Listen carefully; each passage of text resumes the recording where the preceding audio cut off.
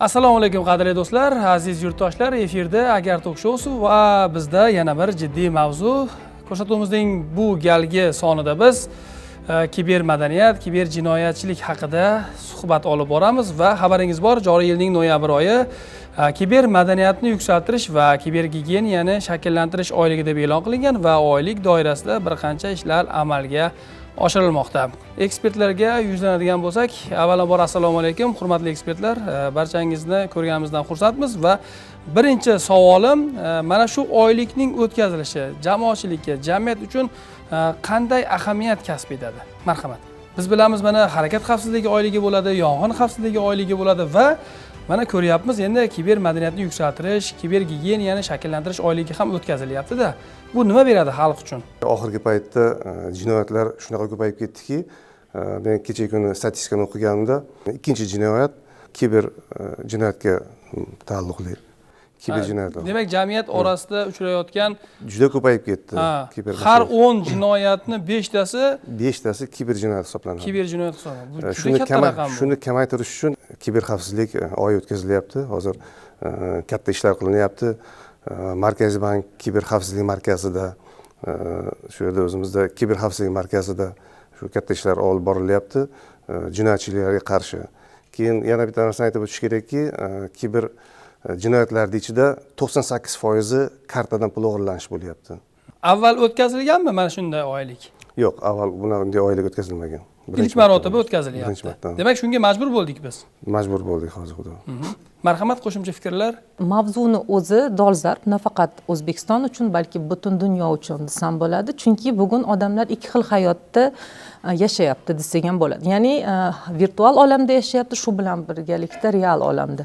Lekin oxirgi yillarni kuzatadigan bo'lsak, umuman olganda odamlar reallikdan uzoqlashgandek, asosiy vaqtini aynan virtual hayot tarzida o'tkazyapti desak ham bo'ladi. Bundan tashqari yana so'nggi yillarda raqamlashtirish kuchaytirilganligi uchun, ya'ni hayot tarzimiz to'laqonli ravishda raqamlashtirishga bog'langanligi uchun ham kiber xavfsizlik masalasi yanada yuqori o'ringa chiqdi. Nima uchun deganda, bugun bizni telefonimizga hamma plastik raqamlarimiz bog'langan. Undan tashqari bizga oid bo'lgan hamma ma'lumotlarimiz bizni ijtimoiy tarmoqlardagi akkauntlarimizda bor. Misol uchun kim haqida qanaqa ma'lumot kerak bo'lsa, misol uchun ularni shaxsiy akkauntlariga kiradigan bo'lsangiz, u yerda chiqib keladi, qayerda ishlashi, qayerda bugun qanday tadbirda qatnashganligi yoki bo'lmasam akkaunt sahifalariga yozilgan qayerda kim bo'lib ishlashlari, shu bilan birgalikda hammasi aynan mana shu telefonni ichida, mana shu kichkinagina qora qutini ichida hamma unga oid bo'lgan ma'lumotlar bor. Agar deylik tashqaridan qanaqadir tahdid bo'ladigan bo'lsa, qo'sh tirnoq ichidagi do'stlar agar qanaqadir tahdid qiladigan bo'lsa, vuzlom qiladigan bo'lsa desak ham bo'ladi, u yerdagi sizga oid bo'lgan hamma ma'lumotlar afsuski tashqariga chiqib ketadi hamda unga shikast yetkaziladi. Shu jihatdan olib qaraganda ham bugungi kunda odamlar real hayotdan ham ko'ra ko'proq virtual olamdagi, shu bilan birgalikda raqamli olamdagi xavfsizligiga ko'proq e'tibor berish kerak. Ya'ni bunda birinchi navbatda nazarimda o'sha shaxsiy sahifalariga kirish bilan bog'liq parollar yoki bo'lmasam Telegram messenjeri bor. U ham bugungi kunda olib qaraydigan bo'lsak, Telegram messenjeri ham o'ziga oid bo'lgan barcha ma'lumotlarni saqlaydigan joy bo'lib qolganda. Agar messenjerga qanaqadir tahdid bo'ladigan bo'lsa, virus tushadigan bo'lsa, hamma ma'lumotlar yo'q bo'ldi degani, u odam xotirasidan xuddi ayrilgan shaxsga o'xshab qoladi-da. O'zimizni ham boshimizdan o'tgan shunaqa holatlar. Shu jihatdan olib qaraganda hamma shaxsiy ma'lumotlarga ehtiyot bo'lish kerakligi, duch kelgan joyga aynan shaxsiy ma'lumotlarni yubormaslik, chiqarmaslik ham bu qaysidir ma'noda o'zlarini o'sha tashqi virtual olamdan, o'sha kiber olamdan himoyalashiga kiradi. Yana shunaqa narsa kuchayganki, bugungi kunda hali ekspertlarimiz ham bu haqda to'xtalsa kerak, chunki bankdan kelgan ekspertimiz aytib o'tdilar, o'sha bank kartalaridan pul o'g'irlanish holatlari. Nima uchun o'g'irlanyapti? Chunki bizda shu narsa an'ana desak ham bo'ladi. Masalan, karta raqamingni aytib yubor deydigan bo'lsa, kartasidagi hamma amal qilish muddati, yana boshqa o'zini shaxsiy ma'lumotlarini ham qo'shib jo'natib yuborish holatlari ham bor. telegramlarda bu To'laligicha. narsalar aylanib yuradi. Hattoki e'tibor beradigan, rasmga olib jo'natishadi. Hattoki e'tibor beradigan bo'lsak, ijtimoiy tarmoqlarda katta-katta guruhlarda xayriya tadbirlari o'tkazilganda ham karta raqamlarini, misol uchun joylashtirilgan rasmlarga e'tibor beradigan bo'lsak, ayrimlari hattoki boshqa ma'lumotlarga qo'shgan holda rasmga olib joylashtirishadi. Bu ham kimgadir yaxshigina nima o'lja. Bunda olib qaraganda ichidagi bor pulni olib qo'yish imkonini beradi. Demak, real hayotda o'zimizni xavfsizligimizni ta'minlaganchalik virtual hayotda ta'minlay Xuddi shunaqa. olmayapmiz. Shu sababdan ham kiber jinoyatlar Ko'pincha ko'payyapti. e'tiborsizlik natijasida yoki bo'lmasam kim ham bu shaxsiy akkauntimga kirishi mumkin yoki bo'lmasam telegramim kimga ham kerak deb o'ylaydiganlar juda ham ko'p, lekin e'tibor beradigan bo'lsak, bugungi kunda Telegram messenjerida aynan virusli xabarlarni yuborish holatlari juda ham kuchaygan. O'sha faylni ustiga agar bosib kirib ketadigan bo'lsa, unda qanaqa ma'lumotlar bo'ladigan bo'lsa yoki bo'lmasam telefon raqami nimalarga ulangan bo'lsa, afsuski o'sha virusni fayl yordamida u ham moliyaviy jihatdan zarar ko'rishi mumkin, ham o'zini shaxsiy ma'lumotlariga ham zarar yetkazishi mumkin bo'ladi. Kibermadaniyat oyligi o'tkazishga bo'lgan asosiy sabablardan bittasi boya ham aytib o'tdilar. Kiber jinoyatlar soni yildan yilga oshib bormoqda. Oddiy 2020-2025 yillar solishtirilganda bir necha barobarga oshganligini ko'rishimiz mumkin. 2024-yilni o'zida 58 mingdan ziyod jinoyat ishi qo'zg'atilgan, aynan kiber jinoyatlar bo'yicha. Bunga asosiy sabab aholi o'rtasida, foydalanuvchilar o'rtasida kiber madaniyatni, kiber gigiyenani to'g'ri shakllantirilmaganligi, yetishmaganligi hisoblanadi. Aynan kiber xavfsizlikni oshirish bo'yicha universitetimizdan, respublikamizdan juda ham ko'plab tadbirlar amalga oshirilmoqda. Aynan mana shu hozirgi oy doirasida universitetning o'zida tadbirlar uyushtirganmiz. Kiber xavfsizlik bo'yicha, kiber sport bo'yicha musobaqalar tashkillashtirganmiz. Bundan tashqari aholi o'rtasida, talaba yoshlar o'rtasida kiber gigiyena shakllantirish maqsadida mana shu yildan boshlab Toshkent shahrida maktablarda, litseylarda, oliy ta'lim talabalari o'rtasida bank plastik kartasidan xavfsiz foydalanish, shaxsga doir ma'lumotlarni tarqatmaslik bo'yicha seminar, treninglar o'tkazib borilmoqda. Bundan tashqari aynan kiber madaniyatni shakllantirish maqsadida har yil respublikamizda kiber xavfsizlik bo'yicha musobaqalar ham tashkillashtiriladi. Aynan kiber xavfsizlik markazi tomonidan har yilning oktyabr oylarida o'sha kiber xavfsizlik bo'yicha katta summit bo'ladi. Aynan o'sha summit doirasida juda ham ko'plab davlatlardan, xorijiy davlatlardan ekspertlar, mutaxassislar, soha korxona vakillari kelib, aynan hozirgi kunda kiber xavfsizlikni ta'minlashda yaratilayotgan dasturiy vositalar, apparat vositalar o'zlarining mahsulotlarini reklama qilishadi va o'zimizdan ham o'sha kiber xavfsizlik sohasida ishlaydigan mutaxassislar chaqirtirib, ularni o'zaro aloqasi tashkillashtiriladi va ushbu summit doirasida musobaqalar o'tkaziladi. Mana hozir suhbatimiz davomida kiber xavfsizlik markazidan ham ekspertlar qatnashyaptilarda. Marhamat, ular so'z bersakda suhbatimizni davom ettirsak. Kiber makonda kiber tahdidlar ko'payib ketgan. Ularga keltiradigan bo'lsak, nafaqat davlat tashkilotlariga hujumlar, balki oddiy foydalanuvchilarni aldov yo'li bilan phishing, vishing yoki soxta veb-saytlar orqali zarar yetkazish kuzatilmoqda. Bu borasidan kiber xavfsizlik markazi ishlar olib bormoqda. Nafaqat davlat tashkilotlarida axborot tizimlarini himoya qilish, balki yetuk mutaxassislarni tayyorlash va oddiy aholi orasida kiber madaniyatni rivojlantirish bo'yicha ishlar olib borilmoqda.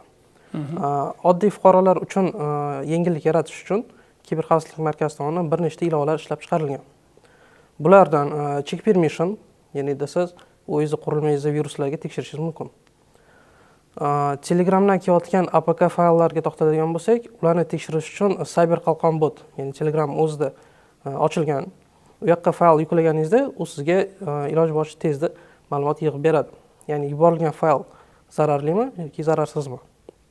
Bundan tashqari link tekshirish, ya'ni hozirgi vaqtda yana ko'payib ketyaptiki, soxta saytlar.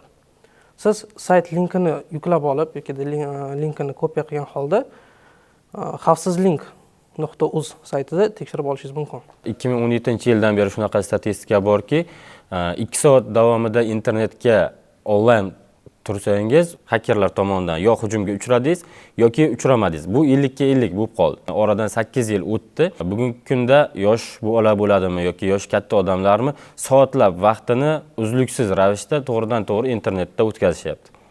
Avtobuslarda ko'rishimiz mumkin, metroda yoki universitetlarni hovlilarida hamma misol uchun 4 ta o'g'in yig'ilsa ham bir-biri bilan gaplashib o'tirmayapti-da, hamma telefonda faqat. Ya'ni texnologiyaning rivojlanishi hayotimizga to'g'ridan to'g'ri kirib kelishini o'zi bizga tahdid sifatida belgilanib qoldi. O'shaning uchun ham davlatimiz rahbariyati tomonidan hamda kiberxavfsizlik sohasidagi turli ko'rilayotgan chora-tadbirlar va qo'shimcha qarorlar yuzasidan ushbu oyligini shakllantirilishi fuqarolarga aynan o'zlarining qurilmalaridan qanaqa to'g'ri foydalanish kerakligini, qanaqa ma'lumotlarni internetga joylashtirish mumkin, qanaqa ma'lumotlarni yig'ish mumkin va nimalarga ko'proq e'tibor berish kerakki, mana shu hujumlarga uchramaslik uchun degan savollarga javob berish va hammada immunitet shakllantirish uchun tashkil qilib kelinmoqda. E'tiboringizni bir statistik raqamga qaratadigan bo'lsam, 2022-yilda jami kiber jinoyatchilar tomonidan 94 milliard so'mdan ortiq, 2023-yilda esa 300 milliard so'mga yaqin moddiy zarar yetkazilgan aholiga. Demak, keskin oshib ketyapti. Ularni faoliyati kengayyapti, kiber jinoyatchilarni, ulardan jabr ko'rayotgan fuqarolar, yurtdoshlarimiz soni ortib boryapti. Shu o'rinda bir savolda kiber jinoyatchilar o'zi kimlar? Mana shu davlatda istiqomat qiladigan sizga bizga o'xshagan O'zbekiston fuqarolarimi yoki chet davlatda turib mana shunday jinoyatlarni olib borishyaptimi? Kiber jinoyatchilar aslida kimlar? Bular har kim bo'lishi mumkin. Bugungi kunda kiber jinoyatchilar haqida, hakkerlar to'g'risida tushunchalar tubdan o'zgardi. Oldin ko'pchilik o'ylarda achki toqib olgan qorong'uxonada o'tirib olib, faqat gazli suv ichib o'zini ishini qiladi. Yo'q, bugungi kunda ular kostyum shimlarini kiyib, mashinalarda chiroyli ko'rinishda siz bilan kelib, shunchaki suhbatlashish orqali ham sizni bemalol ma'lumotlaringizni olib olishi mumkin. Nimaga? Chunki ijtimoiy injineriya yoki ijtimoiy muhandislik degan soha keng tarqaldi. Sizni ishonchingizdan foydalanib turib, uzr, meni telefonim qolib ketibdi yoki topa olmayapman, yo'qotib qo'ydim. Bitta telefon qilib olay, bitta SMS kelishi kerak edi. Mana shu narsalarni o'zi bilan sizni telefoningizdagi ma'lumotlarni olib chiqib ketishi mumkin. Biz yordam beramiz. Ular yosh bo'lishi mumkin, yoshi kattalar bo'lishi mumkin. Chunki ko'pchilik bilib qoldiki, texnologiyaga ko'p biz resurs sarflashimiz shart emas. Yetarlicha bilim bo'lsa, pulni o'zi keladi. O'shani hisobiga oson pul topish uchun hammasi ishlab chiqilyapti bunaqa sxemalar. Ular O'zbekiston ichida ham bo'lishi mumkin. Boya aytib o'tganimizdek, o'zimizning yonimizda ham bo'lishi mumkin yoki chet davlatdan turib. Chunki tarmoqning va internetning imkoniyatlari, chegaralari yo'q. O'shaning uchun barchasi cheklanmagan holda bo'lganligi uchun hamma ozgina bilim bilan bo'lsa ham harakat qilishyapti. Ya'ni aytadigan bo'lsak, shunaqa turi bor, sarguzasht izlovchilar, hujumchilarni.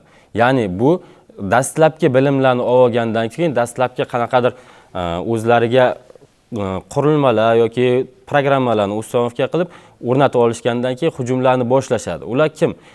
Aytaylik, yo maktab o'quvchilari yokida universitet talabalari bo'lishi mumkin. O'qituvchilar tomonidan aynan o'qitish uchun, ularga immunitet hosil qilish uchun ko'rsatilgan dasturlarni boshqalarga hujum qilish maqsadida qo'llashayotgan bo'lishi ham mumkin. Yoki tajribali hakkerlar, ular shunchaki sodda hujumlarni amalga oshirishmaydi. Ular aynan bitta maqsadga yo'naltirilgan, aynan qanaqadir katta marrani ko'zlaydi ular. Shunaqa. Aynan katta hajmli ishlarga qaratilgan hujumlarni amalga oshirib borishadi. IT texnologiyalar rivojlanib bormoqda, ammo aholi o'rtasida o'zimizning oddiy aholi telefondan shunchaki foydalanishadi. Uni ichki imkoniyatlari yoki hujum qilish, boya aytganimizdek, karta ma'lumotlarni o'g'irlash, shaxsiy ma'lumotlarni o'g'irlashi, bu narsalar haqida aholini 60-70% uncha bilimga ega emas deb o'ylayman. Kiber madaniyat oyligi esa aholini ana shu qatlamini, oddiy aholi qatlamini kiber madaniyat, kiber etikadan xabardor qilish bo'yicha samarali usullarni olib borish uchun foydali deb o'ylayman. Marhamat, siz qanday fikrdasiz? So'nggi o'sha statistik ma'lumotlarga to'xtalib o'tadigan bo'lsak, hozirgi kunda O'zbekistonning aholisi 38 milliondan ortdi va 38 million aholidan 30 millionga yaqin aholimiz, ya'ni internet tarmog'idan foydalanish imkoniyatiga ega bo'lmoqda. Xususan respublikamizda o'sha chekka hududlarga optik tog'li internet tarmog'ini tortilishi. Bundan tashqari mobil operatorlar tomonidan internet sifatini oshirish natijasida shu bilan birgalikda, ya'ni yuqorida aytib o'tdi mutaxassislarimiz, ushbu texnologiyalar qanchadir ma'noda insonga qulaylik keltirgani bilan shu bilan birgalikda ya'ni tahdidlarni ham olib kelmoqda. Ya'ni yana bir statistik ma'lumotga kelib o'tadigan bo'lsak, O'zbekiston Respublikasidagi USCERT markazimiz bor. Ya'ni bu aynan o'sha kiberxavfsizlik sohasida bo'layotgan insidentlarni hamda bo'layotgan hujumlarni statistikasini yuritadi va bunga qarshi chora-tadbirlarni amalga oshiradi. Va shu statistikaga kelib to'xtalib o'tadigan bo'lsak, 2024-yilda davlat va tijorat korxonalariga 60 mingdan ortiq aynan kiber hujumlar amalga oshirilgan va shundan 119 tasi bu xavflik darajasi yuqori bo'lgan tahdidlar hisoblanadi. Kiberxavfsizlik sohasidagi mutaxassislarda shunday tushuncha bor. Inson raqamli dunyoga kirar ekan, u joydan hech qanday talofatsiz chiqib ketish qiyin. Ya'ni har bir foydalanuvchi internetga kiryaptimi, ulanyaptimi, qandaydir qurilma ishlatyaptimi, demak u haqda qandaydir ma'lumot u yerda saqlanib qoladi. Ya'ni yuqorida aytib o'tilgandek, hozirgi kunda biz mana shu aynan kiber madaniyatni rivojlantirish va kiber o'sha tahdidlarga qarshi choralar ko'rishda nimalarga e'tibor berishimiz kerak. Biz bu yerda aynan sohalarni ajratib olishimiz kerak, ya'ni ijtimoiy sohada. Sog'liqni saqlash tizimida hozirgi kunda transformatsiya jarayonida, ya'ni raqamlashtirish amalga oshirilmoqda. Ya'ni bu yerda ham, ya'ni sog'liqni saqlash sohasidagi xodimlarimizga o'sha shaxsga doir, fuqarolarga doir ma'lumotlarni xavfsizligini ta'minlash bo'yicha e'tiborli bo'lishlari.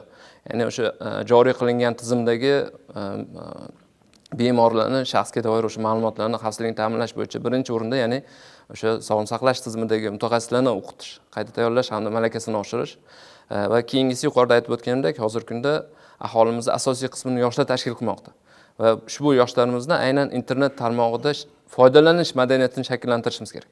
Ya'ni bu nima degani? Hozirgi kunda tan olishimiz kerak, sun'iy intellekt faqatgina insoniyatga yaxshilik emas, balki shu bilan birgalikda insoniyatga o'zini aks ta'sirini ham ko'rsatmoqda.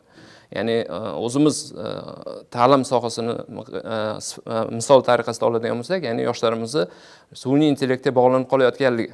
Ya'ni o'quv jarayonida ham oddiy o'sha misollar bo'ladimi yoki savollar bo'ladimi, ya'ni bunda o'sha sun'iy intellektdan foydalanish.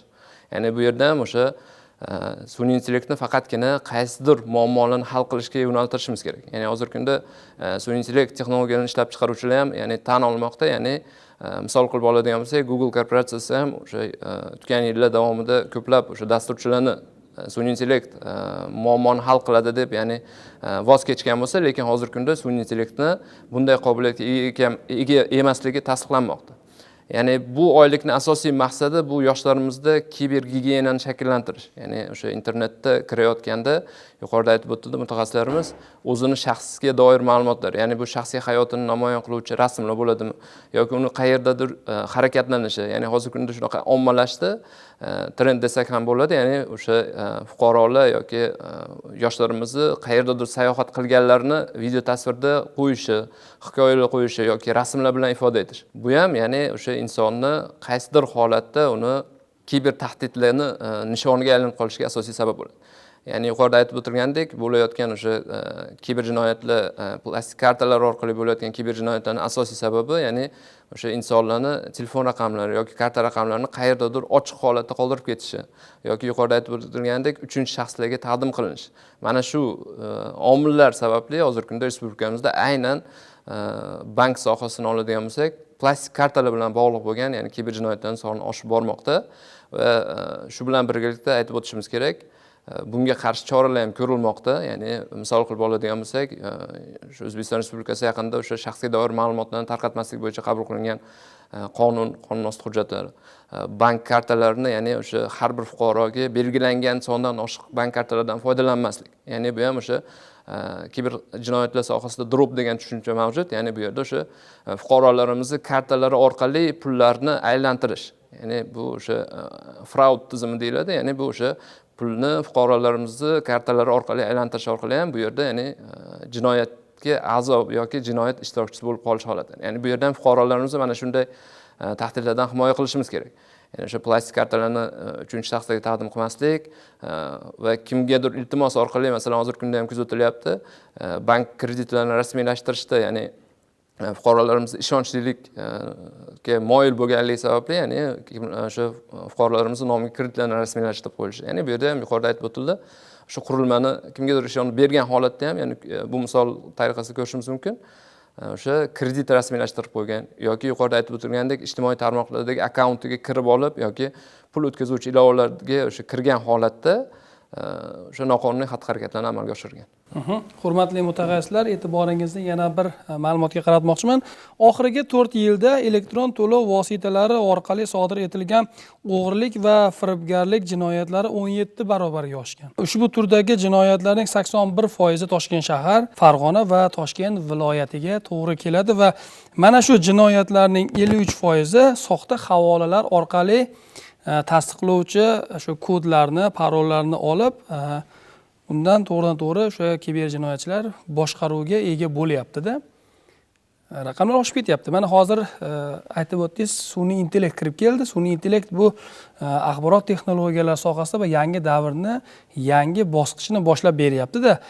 Shu vaqtga qadar bizni bilganimiz, o'ylaganlarimiz, aniqlashtirganlarimiz IT sohasini, ya'ni axborot texnologiyalari sohasini bizdan ko'ra yaxshiroq o'zlashtirgan qo'sh tirnoq ichidagi ilg'orlar mana shunday jinoyatlarni sodir etayotgan edi. Ana endi sun'iy intellekt orqali qanday jinoyatlarni sodir etishi mumkin bular? Endi bu bo'yicha keyslar juda ham ko'p. Bevosita mana saylov jarayonlarida o'zimiz ham ishtirok etdik. Saylovoldi tashviqoti paytlarida aksariyat aynan nomzodlar bilan gaplashganimizda o'zlaridan kelib chiqib shunaqa keyslarni aytishdi. Sun'iy intellekt yordamida deputatlikka nomzodi qo'yilgan masalan shaxslarni nomidan sun'iy intellektda aynan u shaxslarni obro'sizlantirishga qaratilgan kontentlar bo'lgan. Hattoki bizda hozir shunaqa jarayon ketyapti. Bir nechta avlod shakllangan desak ham bo'ladi. B avlod, Z avlod, undan yuqori yoshlilar bor, lekin afsuski bugungi kunda o'sha fuqarolarimizni, ya'ni hamyurtlarimizni o'sha to'g'ri axborotlarni noto'g'ri axborotlardan farqlay olish, misol uchun qobiliyatlari ham hamin qadar. Unchalik ham tushunchalari shakllanmagan. Aynan sun'iy intellekt yordamida shaxsni obro'sizlantirishga qaratilgan aynan mana shunaqa video kontentlarni boricha to'g'ri deb qabul qilganlar ham bo'lgan. Hattoki o'sha deputat bilan gaplashganimda aytgan, unga ham tanishlari orqali u video yetib kelgan bo'lgan, keyin tegishli huquqni muhofaza qiluvchi organlarga murojaat qilgan hamda aynan aniqlashganda sun'iy intellekt yordamida bu kontent tayyorlangan ekan deyilgan. Demak, shundan agar xulosa qiladigan bo'lsak, sun'iy intellekt bugun to'g'ri kimgadir ko'mak berishi mumkin, lekin kimnidir qo'lida xavfli qurol ham bo'lishi mumkin.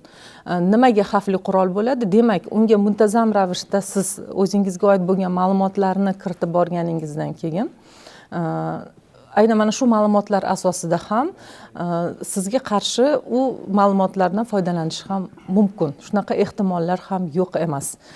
Shuning uchun ham qayta-qayta o'sha soha mutaxassislari aytadi, bevosita sun'iy intellektga ham shaxsga doir bo'lgan ma'lumotlarni kiritmaslik masalasi.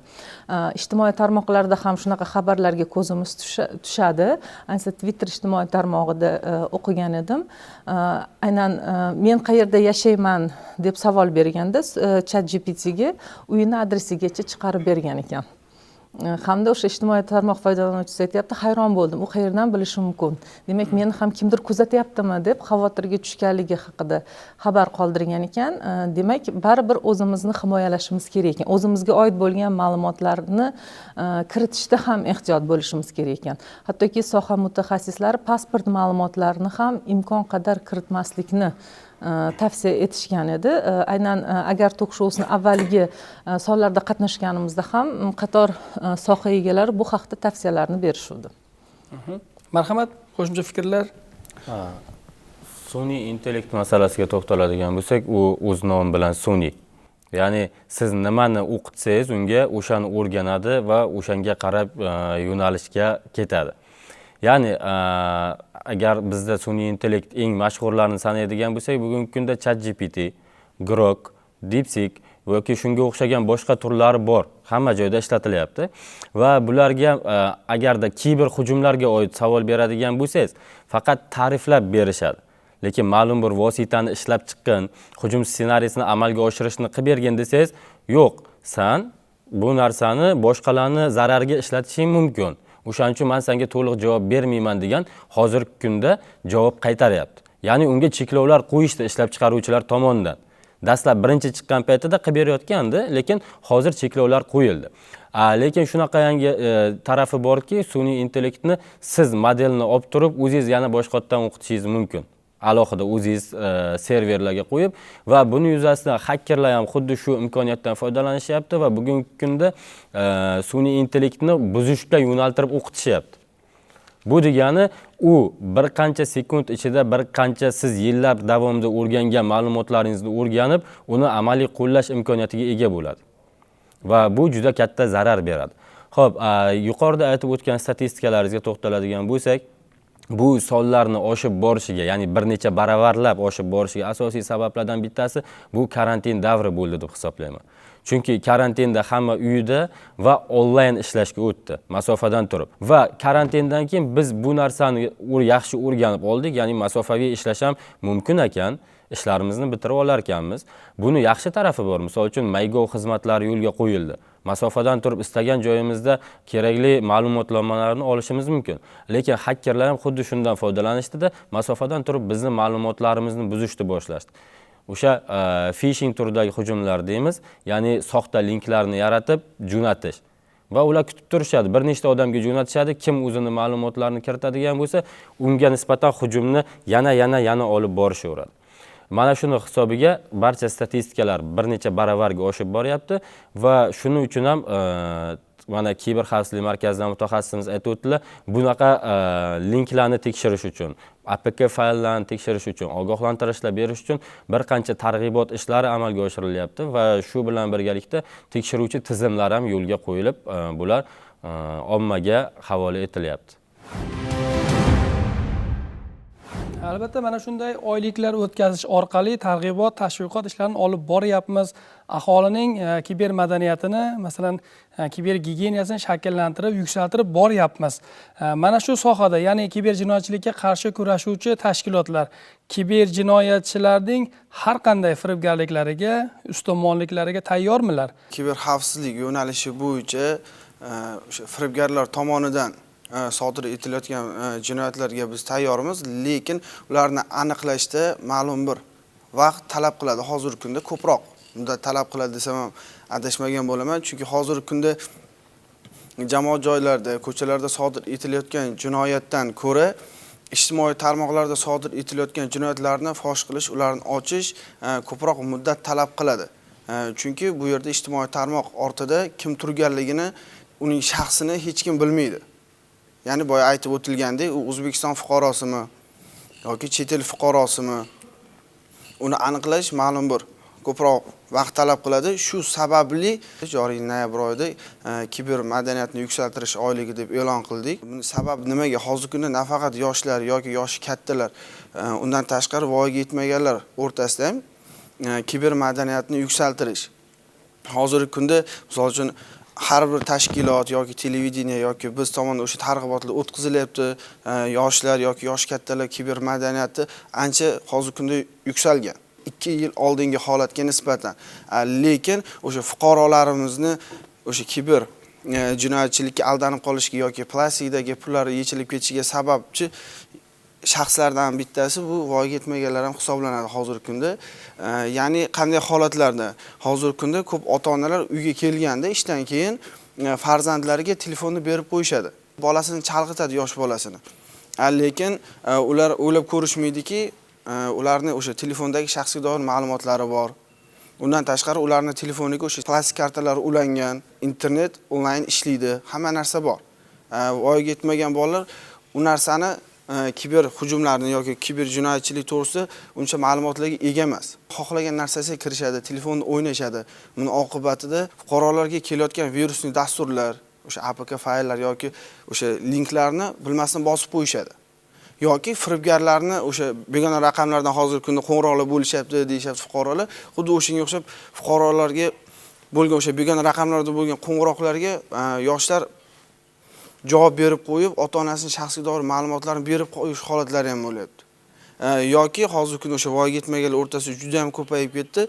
Bilamiz, onlayn o'yinlar hozirgi kunda juda ham rivojlanib ketgan. Ya'ni PUBG deymiz yoki CS2 deymiz. Ular o'sha o'yinlarni rivojlantirib, ularni tilda aytganda o'sha donat qilib, pul tikib, ular rivojlantirgandan keyin ular o'sha pulidan yuqoriroqqa sotishga harakat qiladi akkauntini.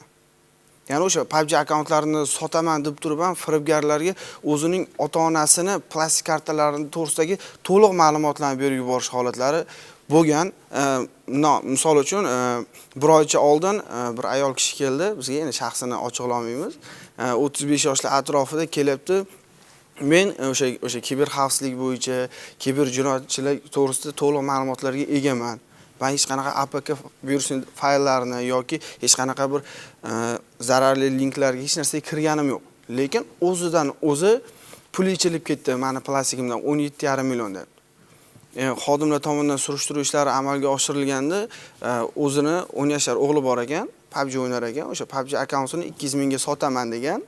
U o'yinda agar o'ynaydiganlar yoki ko'rganlar bo'lsa, onlayn gaplashsa bo'ladi. O'ynashda 200 mingga sotaman degan, u firibgar u bolaga 2 barobar, ya'ni 400 ming taklif qilgan.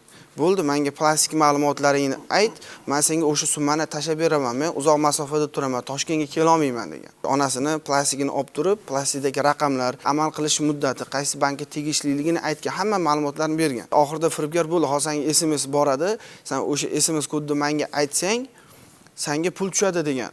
U voyaga yetmagan bola bilmaydiki, pul tushish uchun kod aytilish kerakmi yoki yo'qmi. Mana bizani nima deydi, og'riqli nuqtalarimiz xatti. Yoshlar bilmaydi bu narsani. SMS kodni berib qo'yganning hisobiga firibgar onasini o'sha kilikiga ulanib olib, plastik ulanib olib, o'sha plastikdagi bor mablag'ini olib chiqib ketib qolgan. Oddiygina misol. O'shaning uchun hozirgi kunda kiber madaniyatni yuksaltirish uchun o'sha xodimlar tomonidan tumanlardagi xizmatdoshlarimiz har bitta maktablarga kerak bo'lsa kirib, o'sha voyaga yetmaganlar o'rtasida qisman bo'lsa ham ularni o'sha kiber madaniyatni yuksaltirish, ijtimoiy tarmoqlardan foydalanish to'g'risida qisman bo'lsa ham ma'lumotlar berib o'tilmoqda. Marhamat, siz qanday fikrdasiz? Hozir bunday aytib o'tishgandek, asosiy muammoimiz aholi o'rganish juda sekin. Ya'ni axborot texnologiyalari bizda juda tez rivojlanib ketyapti va aholi bunga moslasha olmayapti. Ya'ni yangi tizim chiqqan sari aholi bu tizim qanaqa ishlashi yokida qanaqa to'g'ri ishlatish to'g'risida ma'lumotga ega emas. Bundan tashqari sun'iy intellektga yana qaytadigan bo'lsak, misol uchun ChatGPT, DeepSeek ularga cheklov qo'yildi. Okey. No, bizda hozir shu yerda o'tganimizdek hakkerlarimiz o'ziga moslashgan sun'iy intellektlarni ishlab chiqishyapti. Ulardan bittasi WarmGPT deb nomlanadi. Ya'ni u orqali siz xohlagan shaxsingizni ovozini yuklagan holda shu ovoz orqali u gaplashishi mumkin. Ya'ni sizga o'sha nima deymiz? Kimdir telefon qilib gapirganda u nafaqat haqiqiy inson, balki shunchaki sun'iy intellekt bo'lishi ham mumkin. Bundan tashqari, bular aytib o'tilgandek, hozir asosiy muammo bizda faqatgina yosh kattalar va yosh avlod orasida bo'lyapti. Chunki ular unaqa katta ma'lumotga ega emas.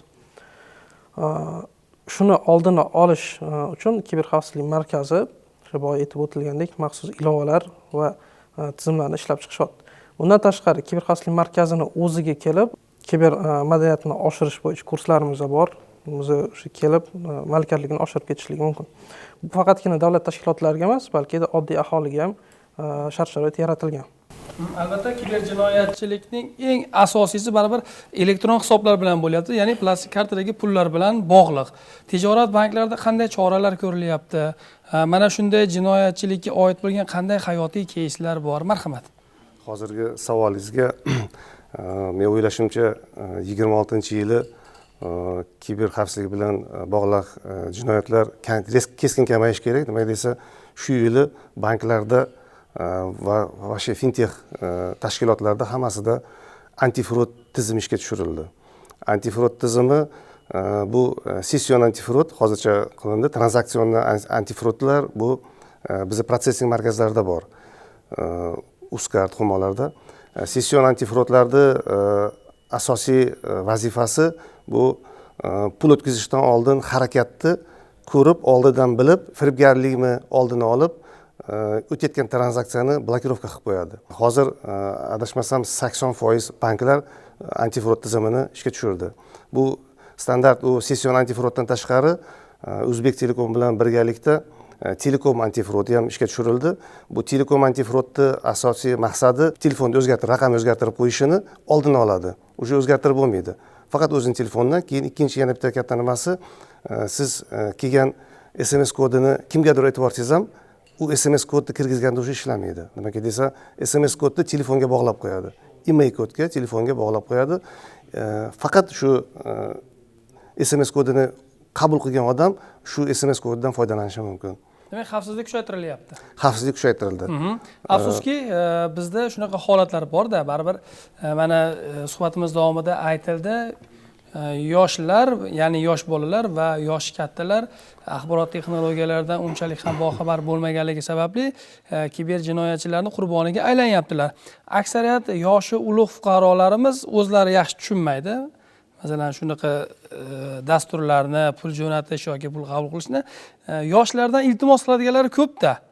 Ko'cha-ko'yda ko'rganda ham mana shu pul kelishi yoki shunga pul jo'natishim kerak deb ishonch bildirib, shunaqa murojaat qiladiganlar ko'p-da baribir. Biz yoshi ulug'lar uchun ham ular ishlatishi qulay bo'lgan dasturlar ustida ham menimcha ishlashimiz kerak yoki mana shu muammolarni bartaraf qilishimiz kerak. Xalqaro tajribalar nima deydi? Marhamat. Kimda fikrlar bor xalqaro tajribalar borasida yoki butun dunyoda shundaymi? Endi kiber xavfsizlik madaniyatiga yana qaytadigan bo'lsak, bu yerda birinchi o'rindan yoshlikdan tarbiya qilish kerak. Mana bizga kelgan xorijiy turistlar, tashrif buyuruvchilar birinchi o'rinda aytadi, sizlarda deydi, restoranda o'tirib ham yoki kafeda o'tirib ham kartani raqamlarini aytib yuborasizlar ekan deydi. Yoki mana bitta misol, bankomatda men pul yechayotgan bo'lsam, oldimda 4 ta odam bo'lsa, hammasi qarab turadi. Qaysi nomer terganimi? U ularga qiziq emas, u yerda firibgar bo'lmasligi mumkin. O'sha yerda men aytishim kerakki, og'ayni, chetga turing. Men hozir parolimni terib olaman, pulimni yechib olaman, keyin kelaverasiz deyish mumkin. Chet ellarda pul yechaman desangiz, qizil cherta bo'ladi, hech kim yaqinlashmaydi, birov-birovni paroliga qaramaydi, uni bekitish ham shart emas. Nimaga desa, shunaqa madaniyat bor. Yoshlarni tarbiya qilish kerak. 14 yoshli o'g'lim bor. 12 yoshligida shu dasturlashga berganman-da. Birinchi kuniyoq yugurib kelib, men dedi, hakkerskiy programma qildim dedi. Men o'ylasam, ko'rsam, o'qituvchisi unga haligi siklga kirib, bir-biriga qurib, haligi programmani osiltiradigan programmani ko'rsatganda, bu shuni qilmanglar. Mana shu narsa sizlarga qiynab qo'yadi, programmalarni haligi chiqish yo'lini ko'rsatmay qo'yadi degan. Endi shu nima bular juda yaxshi tushunadi siklni. Mana domlalar o'shini ko'rsatgan, u uni ko'rib olib, shuni qilib, o'rtoqlari bilan bir-biriga tarqatishib, haligi sinfda dars o'tirib, o'qituvchisini kalaka qilmoqchi-da. Men o'sha yerda joyiga to'xtatdim, o'g'lim, bu narsa kiber jinoyatga kiradi. Borib shu narsaga o'tib ketishi mumkin. Shuni oldini olib, oldindan tayyorlash kerak bolalarni. U tomonga o'tib ketib, men shu haligi o'rtoqlarning ichida ajralib turish uchun, o'zini ko'rsatish uchun qilyapman deb, haligi narsaga qiziqib ketishi mumkin shu narsalarga. O'sha narsalarni oldini olishimiz kerak. Keyin yana mana shu kiber madaniyat, mana biz gapirdik, biz bankda o'zimiz ishchilarga shuni tushuntiramiz, shu mumkin emas, karta, raqam, hammasi o'rgatgan, ular borib o'zida qolib ketadi. Ular borib oilasida stolda o'tirganda shu ertalab nonushta paytida yoki obed paytida oilasiga aytish kerak, ota-onasiga aytish kerak, mana shunaqa narsalar bor. Karta raqam berish kerak emas yoki telefon qilsa, notanish nomer bo'lsa qo'yib qo'yish kerak deb shu narsalarni uyda ham aytish kerak. Uydagilar ular borib choyxonada aytish kerak. Shunaqa qilib mana shunday tarqab sekin menimcha kiber madaniyatni biz ko'tarsak bo'ladi. Demak, targ'ibotni kuchaytirishimiz kerak. Targ'ibotni kuchaytirishimiz kerak. Marhamat, sizda qanday fikrlar bor? Hozir bo'lib o'tgan suhbatlarga yana ozgincha qo'shimcham bor. Kiber madaniyatni yuksaltirish bizga faqatgina o'sha kiber jinoyatlardan fuqarolarning aldanib qolishini oldini olish emas, balki o'sha kiber jinoyatlarga bilib bilmasdan sherik bo'lib qolishni ham oldini olishga bizga yordam beradi. Chunki hozirgi kunda biz o'sha kiber jinoyatlarni ochish jarayonimizda plastik kartalarni biz bankka xat bilan chiqamiz, ya'ni kimning nomida ekanligi to'g'risida ma'lumot olish uchun. Yoki o'sha kartadan kartalarga o'tib ketgan bo'lsa, hamma kartalar to'g'risida ma'lumot olamiz.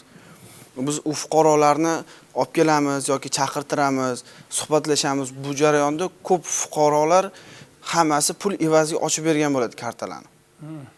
Ya'ni moddiy manfaat evaziga plastik karta yoki sim karta yoki Telegram yoki Instagram akkauntlarini sotgan, ya'ni pullagan bo'ladi. Bundan oddiygina misol, adashmasam 3 oycha oldin Chirchiqqa borib keldik.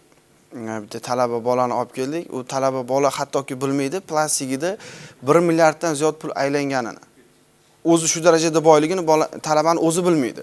O'sha 2025-yilning boshlarida $50 ga boshqa bir begona odamga plastik ochib bergan. Bu degani jinoyatga sharoit yaratib berish hisoblanadi. Jinoyatga sharoit yaratib berish jinoyat sodir etganligi bilan teng ko'riladi. Ya'ni unga ham javobgarlik bor. O'zimizning farzandlarimiz bo'lishi mumkin o'sha odam. ularni o'rnida yoki o'zimiz aka ukalarimiz bo'lishi mumkin. O'sha jinoyatga bilib bilmasdan sherik bo'lib qolishini oldini olgan bo'lardik. Demak, masala jiddiy. Masala Kiber jinoyatchilik, kiber firibgarlik shu qadar rivojlanib, shu qadar tarmoq otib ketyaptiki, biz har birimiz hushyor bo'lmasak, ularni domiga tushib qolish hech gap emas. U yoki bu ko'rinishda ana shunday shaklda-da. Xalqaro tajribalar qanday? Axborot texnologiyalari, internet rivojlangan mamlakatlarda mana shunday jinoyatlar sodir etilish foizi qanaqa? Tashkilotlar, aholi qanday yechimlar izlayapti? Marhamat. Bormi tadqiqotlar, o'rganishlar? Hozirgi kunda Toshkent axborot texnologiya universiteti jahonda rivojlangan universitetlar bilan birgalikda nafaqat ta'lim sohasida, balki yuqorida aytib o'tganingizdek, ilmiy tadqiqot yo'nalishlari bo'yicha ham hamkorlik olib boradi.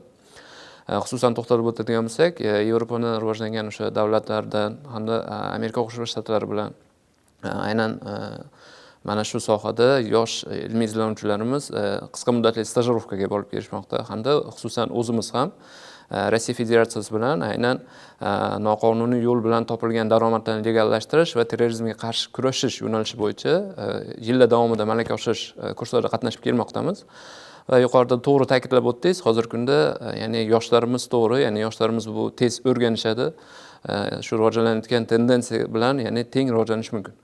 Lekin siz ta'kidlab o'tganingizdek, yosh katta insonlarni ya'ni bu eslab qolish qobiliyati yokida o'sha hozirgi kunda ishlab chiqarilayotgan ilovalardan foydalanish qobiliyati yoki imkoniyati bo'lishi mumkin.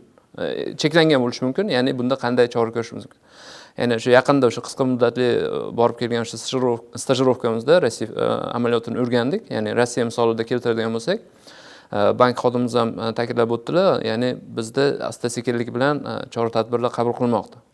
Ya'ni yuqorida aytib o'tganlaridek, o'sha Bosh prokuratura huzuridagi iqtisodiy jinoyatlarga qarshi kurashish departamenti, Ichki ishlar vazirligining kiberxavfsizlik sohasidagi jinoyatlarga qarshi kurashish bo'yicha ya'ni markaz va o'sha bank tizimlarimizda aytib o'tganlaridek antifraud tizimlari joriy qilinishi, ya'ni bu yerda bizda o'sha aniq aytishimiz mumkin, bizda konglomerat hosil qilinyapti, aynan tashkilotlar o'zaro bir-biri bilan hamkorlikda bu jinoyat, ya'ni yuqorida aytib o'tganingizdek, bu jamiyatni bir orqaga tortuvchi omil bo'lmoqda. Rossiya misolida keltirib o'tadigan bo'lsak, ularda hozirgi kunda ya'ni faqatgina bu tendensiya O'zbekistonda emas, ya'ni Rossiyada ham aynan yosh katta insonlarga kiber jinoyatlarni qaratilganligi. Ya'ni ularda ham xuddi shunday bank plastik kartalardan pul yechib olish holatlari bo'lyapti yoki ularni o'sha firibgarlik qo'ng'iroqlari orqali ularni pul mablag'larini qo'lga kiritish amaliyoti bo'lyapti. Endi ularda yuristlar bilan hamda iqtisodiyot sohasida faoliyat yuritgan mutaxassislar bilan gaplashdik va ularning tajribasi shuni ko'rsatadiki, ya'ni hozirgi kunda ular amaliyotga ikkinchi qo'l, ya'ni ruschada olganda вторая рука degan texnologiyani qo'llayapti. Bu nima degan? Ya'ni o'sha yosh katta inson o'zini telefonda o'rnatilgan ilovaga qo'shimcha ravishda, ya'ni mana shu insonni ishonchli, ya'ni ikkinchi tomon ishonchli, bu farzandi bo'ladimi yoki unga yaqin bo'lgan insonni ilovasi ulab qo'yiladi. Ya'ni telefoni orqali yoki kompyuter orqali ilova o'rnatilgan bo'ladi. Ya'ni yuqorida aytib o'tganlaridek, o'sha pul o'tkazish jarayonida ikkinchi shaxs tasdiqlamaguncha bu odamni o'sha ilovasidan yoki bank kartasidan pul yetishga ruxsat berilmaydi. Ya'ni Rossiya misolida mana shu tajribani hozirgi kunda joriy qilinganligini misol tariqasida keltirishimiz mumkin. Hurmatli ekspertlar, albatta zamon qanchalik rivojlanmasin, qanchalik shiddat bilan oldinga ketmaylik, baribir shu o'tmishda ota-bobolarimiz aytib ketgan bir go'zal har mavzuga tushadigan naqllarni o'rni, joyi hech qachon o'zgarmaydi-da. Mana masalan, kasalni davolagandan ko'ra uni oldini olgan yaxshi deyshadi. Xo'p, biz mana shunday jinoyatchilikka qarshi kurashganimiz, o'zimizni himoya qilganimiz juda yaxshi albatta. Chunki qarshi javob bo'lmasa, ularning faoliyati yana ham kengayib ketadi va ular bemalol harakat qilaveradilar. Biz birinchi navbatda o'zimizda immunitet hosil qilishimiz kerak va aytib o'tilgandek, kiber madaniyatni yuksaltirishimiz kerak va lug'atimizda ham mana so'zlar ortib boryapti-da, mana kiber gigiyena degan atama kirib kelyapti. Biz qanday kiber madaniyatni yuksaltirsak bo'ladi xalq orasida? Qanday qilib kiber gigiyenani shakllantirishimiz mumkin? Takliflaringiz bormi? Marhamat. Kiber xavfsizlik xodimlari o'rtasida ham o'sha fuqarolarda kiber madaniyatni, kiber gigiyenani rivojlantirish maqsadida oddiygina misol, mana hozirgi kunda o'tirimiz televideniyada, bu ham bir fuqarolarning kiber madaniyatini, kiber gigiyenasini rivojlantirish uchun ko'rilayotgan chora-tadbirlardan bittasi. Shu ko'rsatuvni ko'rayotgan fuqarolar sal bo'lsa ham o'sha kiber madaniyat, kiber gigiyena to'g'risida qisman bo'lsa ham ma'lumotga ega bo'ladi. Undan tashqari hozirgi kunda o'zimiz kiberxavfsizlik markazini Telegram'i, Instagram'i, YouTube'i bor.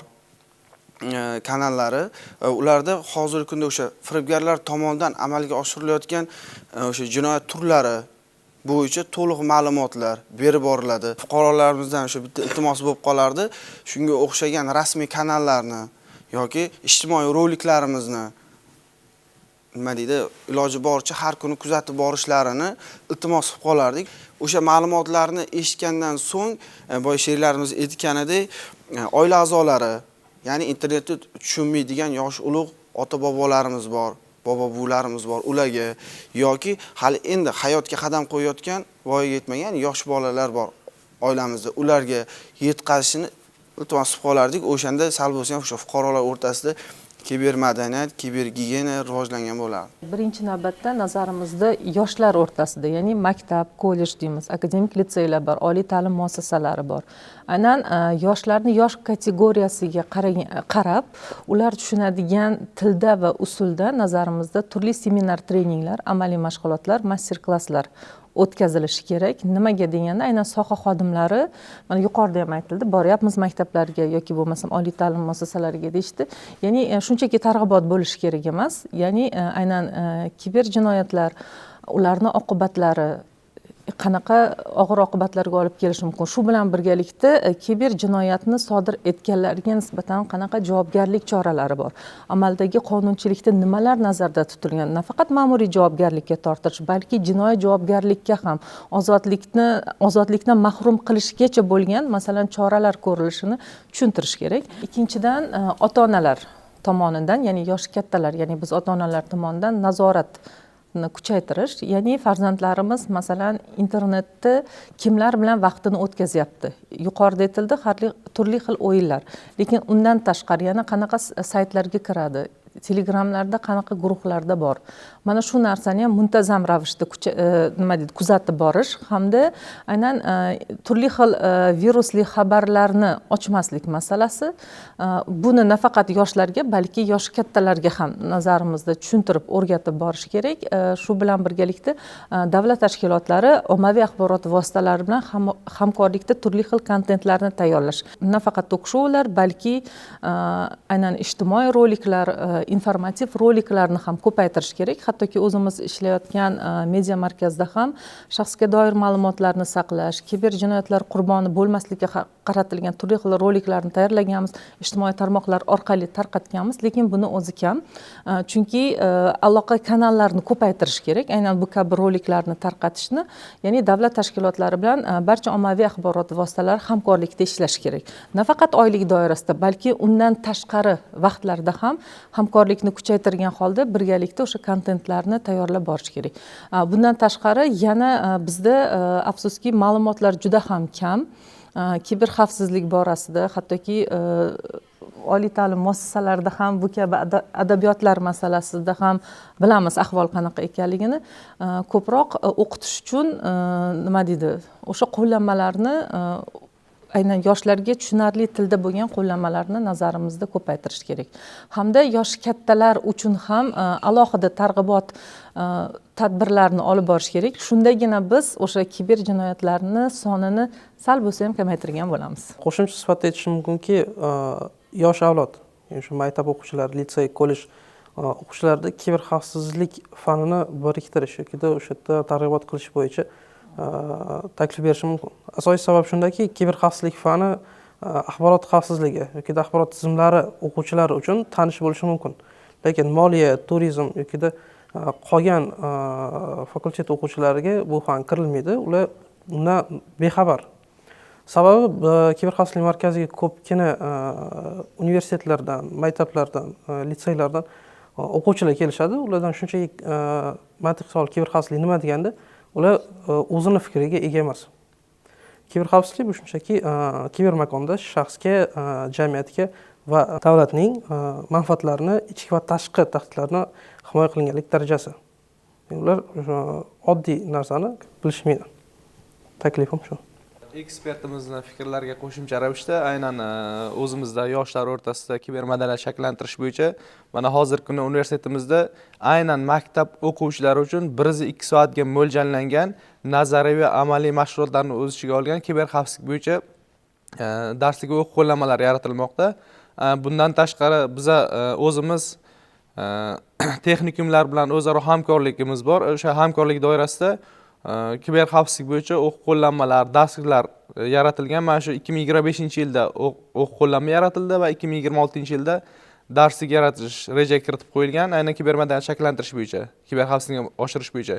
Aynan hozirgi kunda O'zbekistonda huquqiy jihatdan normalarni shakllantirish uchun Toshkent davlat yuridik universitetida alohida kiber huquq kafedrasi bor. Bundan tashqari bizning o'zimizda kiber xavfsizlik va kriminalistika kafedramizda kiber huquq va kiber etikaga doir bir nechta fanlar talabalarga o'qitib boriladi. Bundan tashqari huquqni muhofaza qilish akademiyasi bor. Aynan o'sha akademiya bilan bizning hamkorligimiz bor. Hamkorlik doirasida kiber huquq sohasida normalar, qonunlarni ishlab chiqish, takomillashtirish bo'yicha hozirgi kunda ishlar amalga oshirilmoqda. Qo'shimcha qilish kerakki, biz masalan boya banklarda antifrod tizimi joriy etildi deb aytdim.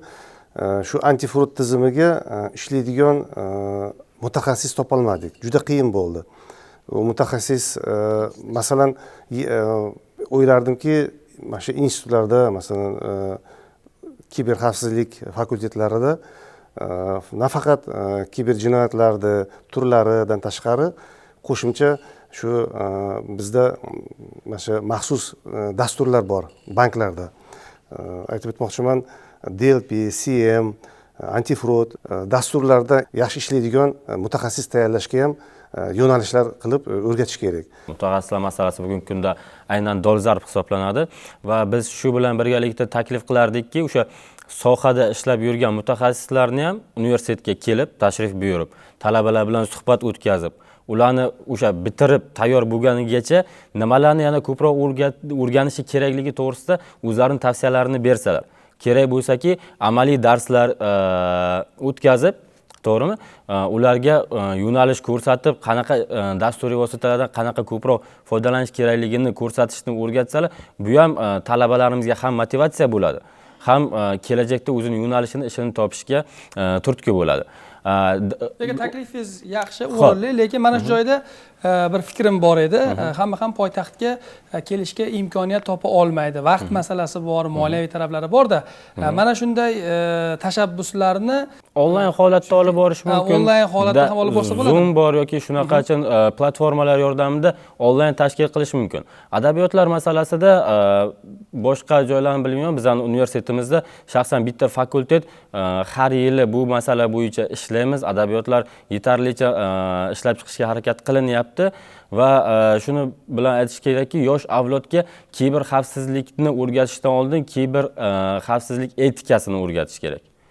Ya'ni qanaqa narsani ishlatish mumkin, qanaqa mumkin emas. Dastlab shuni aniqlashtirib olishimiz kerak-da, keyin o'rgatishimiz kerak. O'rta yoshli yoki yoshi katta avlodlar juda yaxshi biladi. Biz qanchalik dunyoga intilmaylik, rivojlanishga harakat qilmaylik, barcha zamonaviy texnologiya, texnikalarni o'zimizga olib kelmaylik. Baribir biz Sharq mamlakatimizda va milliy qadriyatlarni sevuvchi va qadriyatlarga sodiq qoluvchi xalqmiz. Lekin mana shu qadriyatlarni biz yoshlarga ham o'rgatishimiz kerak. Aytganingizdek, etikasini, qoidasini, qanday usullarda foydalansa bo'ladi-yu, qanday usullarda foydalansa bo'lmaydi. Yana shunaqa narsa bor. Bugungi kunda ko'pchilik qurilmalarda, telefonlarda ham, kompyuterlarda ham, operatsion tizimlarda ham ota-ona nazorati degan alohida funksiyasi mavjud. Ana shu narsadan foydalanish kerak. Yosh bolaga telefon berilyaptimi, iloji boricha ota-ona nazorati ilovalarini qo'yib, ularni to'g'ri sozlagan holda taqdim qilish kerak. Chunki bu siz o'zingizni farzandingizni nima qilyapti, qachon qayerga boryapti, hamma narsani nazorat qilishga imkoniyat beradi. Agar farzandingiz noto'g'ri saytlarga kiradigan bo'lsa, keyinchalik uni aniqlab cheklab qo'yish imkoniyatingizni ham beradi. Siz rasmlaringizni, videolaringizni, ovozlaringizni qanchalik internetga kam qo'ysangiz, bu shunchalik sizga yaxshi, foydali, kiber hujumlardan cheklanishingiz yoki himoyalanishingiz uchun foyda bo'ladi.